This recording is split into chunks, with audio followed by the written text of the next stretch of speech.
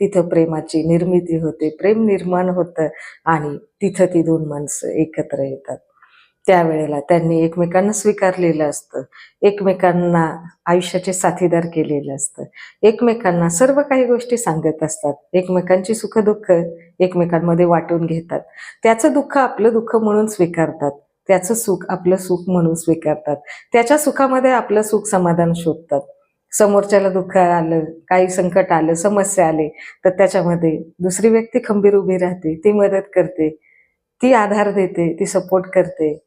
ते दुःख दूर करण्यासाठी दिवस-रात्र मेहनत घेते, प्रयत्न करते.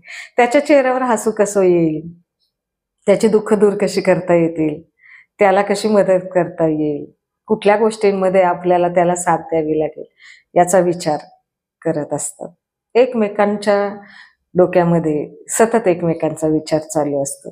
ते जग एक झालेलं असतं. सुख-दुःख एक झालेले असतात. कोणाला दिसतं ते, कोणाला कळतं ते, कोण समजून घेतं, कोण विचार करतं, कोणी नाही. या दोघांचं जग असतं ना, तेच जग त्यांचं प्रेमाचं होऊन जातं.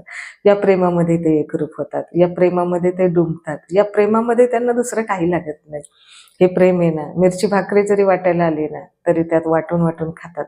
त्यात सुख समाधान शोधतात. तू सुखी आहे ना, तर मग मी सुखी आहे. त्याच्या डोळ्यात अश्रू असतील ना, तर समोरच्याच्या डोळ्यातही अश्रू येतात.